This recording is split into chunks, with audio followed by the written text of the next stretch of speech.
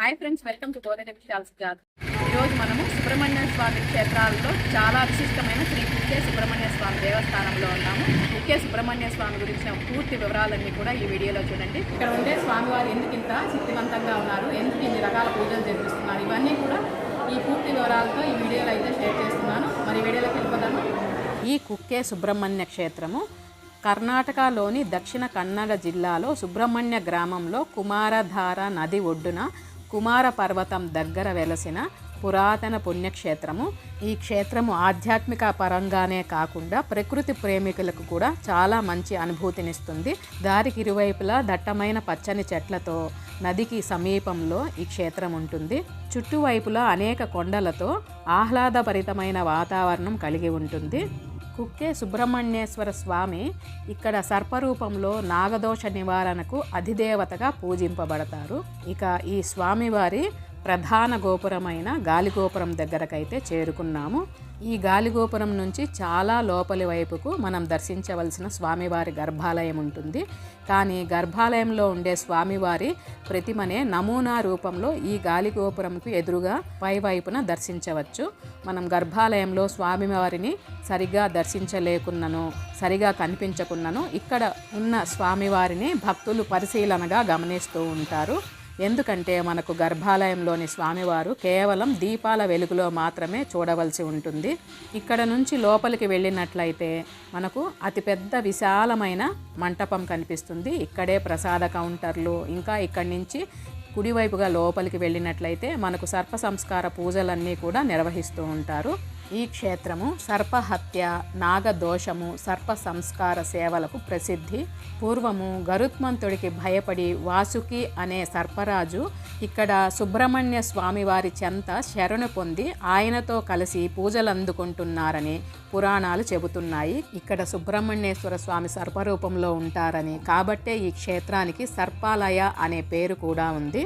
ఈ ఆలయం లోపల గర్భాలయానికి ముందు వెండితో చేయబడిన ఒక గరుడ స్తంభం ఉంటుంది. నాగరాజుకి రక్షణ కల్పించడానికి సుబ్రహ్మణ్య స్వామి వారు ఈ స్తంభం వద్ద కొలువై ఉన్నారని, అందుకే గరుత్మంతుడు ఈ ప్రదేశంలో సర్పాలను ఏమీ చేయలేడని భక్తుల నమ్మకము. మీరెవరైనా మొదటిసారిగా స్వామివారిని దర్శిస్తూ ఉంటే గర్భాలయం ఎదురుగా ఉండే తెల్లని వెండి స్తంభాన్ని దర్శించి స్వామివారి ప్రతిరూపంగా దానికి మ్రొక్కండి. జాతకంలో సర్పదోషము, నాగదోషము, సర్పహత్యాదోషము ఉన్నవారు ఇక్కడ ఆశ్లేష బలి పూజ, నాగప్రతిష్ఠ, సర్ప సంస్కార సేవలు చేస్తూ ఉంటారు. వీటి ద్వారా వారి వారి కర్మలను తొలగించుకోవడం ద్వారా చాలా మంచి జరుగుతుందని ప్రజలు గట్టిగా నమ్ముతూ ఉంటారు. ఇక్కడ చేయబడే సర్ప సంస్కార పూజ 2 రోజులు నిర్వహించబడుతుంది. దారి మధ్యలో ఉండే ఈ ఆర్చ్ పైన కూడా స్వామివారిని 2 పడగల రూపంలో దర్శించుకోవచ్చు. ఈ ఆర్చ్ నుంచి ఒకవైపు కంటే వెనక వైపుకు వెళ్ళినట్లయితే మనకు ఎంతో పవిత్రమైన కుమారధార నది ప్రవహిస్తూ ఉంటుంది. ఇక్కడ స్వామివారి దర్శనానికి ముందు భక్తులందరూ విధిగా ఈ కుమారధారలో స్నానం చేసి పవిత్రంగా స్వామివారిని దర్శించుకుంటూ ఉంటారు. మన పురాణాల ప్రకారము తారకాసురుడు మొదలగు రాక్షసులను సంహరించిన తర్వాత కార్తికేయుడు తన ఆయుధాన్ని ఇక్కడి కుమారధారలో కడిగారని చెబుతూ ఉంటారు. ఈ కుమారధారలో స్నానం చేయడం ద్వారా మన పాపాలను తొలగించుకోవడమే కాకుండా చర్మ వ్యాధులన్నీ తొలగిపోతాయని భక్తులు గాఢంగా నమ్ముతూ ఉంటారు. ఒకవైపున దట్టమైన చెట్లతో మరియు స్వచ్ఛమైన నీటితో చూడ చక్కగా ఈ నది ప్రవహిస్తూ ఉంటుంది. భక్తుల సౌకర్యార్థమై చాలా చక్కటి ఏర్పాట్లు కూడా నిర్వహించబడి ఉన్నాయి. నదిలో మునగలేని వాళ్ళు మనకు దూరంగా కనిపిస్తున్న ట్యాపుల గుండా ద్వారా కూడా అక్కడ కూర్చొని ఈ నదీ స్నానాన్ని గావించవచ్చు. మధ్యలో వంతెన ద్వారా రోడ్డు మార్గం ఉండగా రోడ్డుకు ఇరువైపులా నది ప్రవహిస్తూ ఉంటుంది. కానీ ఒకవైపునే భక్తులకు సురక్షిత ఏర్పాట్లు చేసి ఉన్నారు. ఇక్కడ నది మొత్తం లోతుగా ఉండకుండా కొన్ని ప్రాంతాలలో మాత్రమే కొద్దిగా లోతుగా, ఇక మిగతా చోటంతా కూడా పిల్లలు కూడా దిగి స్నానం చేసే విధంగా ఉంటుంది. ఇచ్చటి కుమారధారే కాకుండా ఆలయానికి చుట్టువైపులా అనేక పవిత్ర తీర్థాలు ఉన్నాయట. వాటిలో దర్పణ తీర్థము అనే తీర్థము ఆలయ ఆవరణలోనే ప్రవహిస్తూ ఉంటుంది.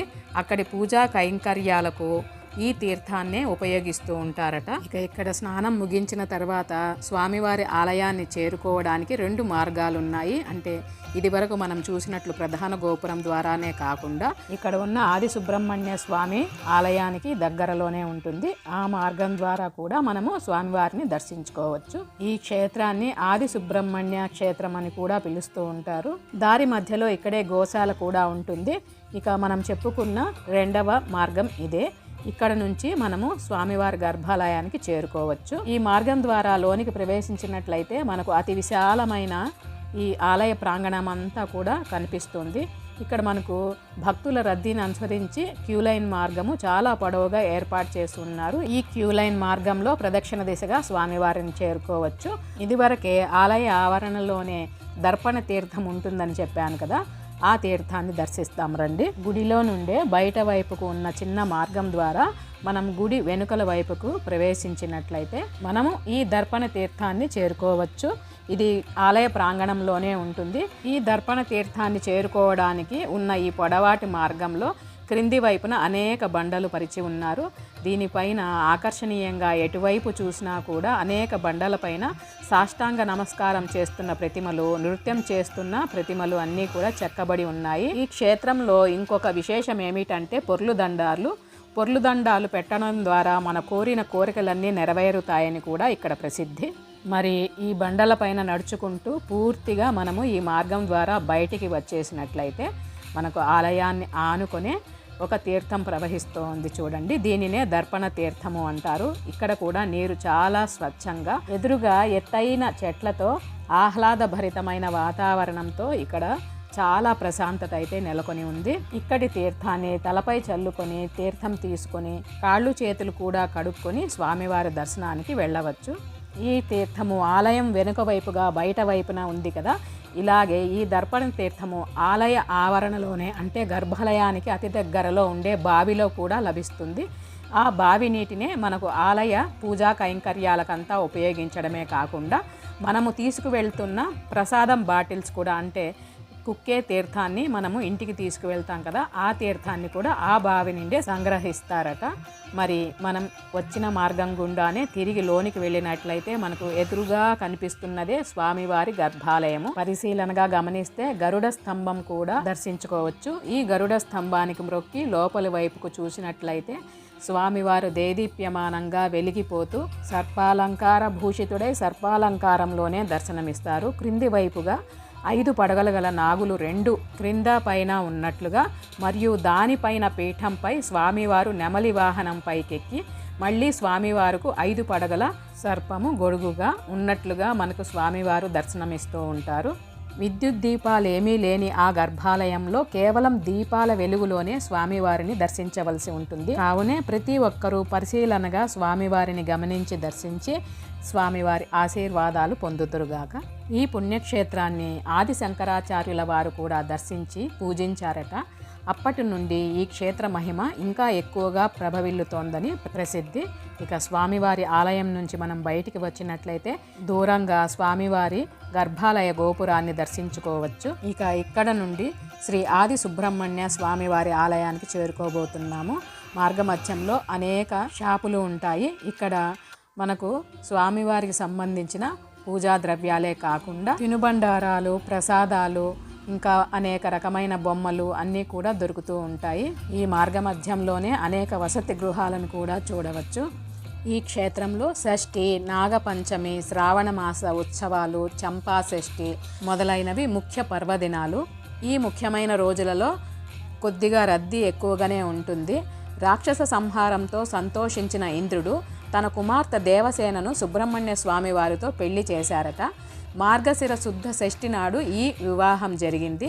ప్రతి సంవత్సరము ఈ రోజు రథోత్సవము, ప్రత్యేక పూజలు వైభవంగా జరుగుతూ ఉంటాయి. ఇక్కడ కూడా మరొక పవిత్ర తీర్థం ప్రవహిస్తూ ఉంది. దీనిపైన చిన్న వంతెన లాంటి మార్గం గుండా మనము అవతలి వైపుకు చేరుకున్నట్లయితే ఎడమ వైపుకు ఆది సుబ్రహ్మణ్య స్వామి వారి దేవాలయము, మరియు కుడి వైపునకు మనకు చిన్నపాటి ఉద్యానవనము కనిపిస్తుంది. ఈ ఉద్యానవనంలో సుబ్రహ్మణ్య స్వామి వారి ఇంకా అనేక సర్పాల రూపాలలో రకరకాల విగ్రహాలు కనపడుతూ భక్తులందరినీ ఆకర్షిస్తూ ఉంటాయి. ఈ ఉద్యానవనంలో సేద తీరటానికి పిల్లలు పెద్దలు ఉత్సాహపడుతూ ఉంటారు. ఇక మనము ఆది సుబ్రహ్మణ్య స్వామి వారి ఆలయంలోనికి ప్రవేశించినట్లయితే ఈ ఆలయానికి ఆనుకొని చుట్టువైపులా మనకు ఈ నది ప్రవాహం ఉంటుంది. ఈ తీర్థంలోని జలాన్ని కూడా భక్తులు సేవిస్తూ తలపై చల్లుకుంటూ ఉంటారు. ఇక స్వామివారి ఆలయ ప్రాంగణం కూడా చాలా విశాలంగా ఉంటుంది. ముఖ్యంగా మనము ఈ కుక్కే క్షేత్రంలో మొదటగా శ్రీ ఆది సుబ్రహ్మణ్య స్వామి వారి ఆలయానికి వచ్చి మొదటగా ఈయన్నే దర్శించుకోవాలట. ఎందుకంటే మనము ఇదివరకు చూసిన గర్భాలయ స్వామివారి కంటే ముందుగా ఈ ఆది సుబ్రహ్మణ్య స్వామివారే పుట్టలో వెలసారట. కాబట్టే మనకు గర్భాలయంలో స్వామివారు పుట్టలాగానే మనకు దర్శనమిస్తూ ఉంటారు. గర్భాలయంలో ఈ మట్టి పుట్టనే దర్శించుకోవాల్సి ఉంటుంది. పుట్టపైన ఉండే కోమల పైన అక్కడక్కడ నాగ ప్రతిమలను కూడా దర్శించుకోవచ్చు. ఇక్కడ కూడా స్వామివారిని మనం కేవలము గర్భాలయ దీపపు కాంతిలోనే దర్శించుకోవాల్సి ఉంటుంది. మొదటగా ఈయనే ఇక్కడ వెలిశారు కాబట్టి ఈ క్షేత్రాన్ని ఆది సుబ్రహ్మణ్య క్షేత్రంగా పిలుస్తూ ఉంటారు.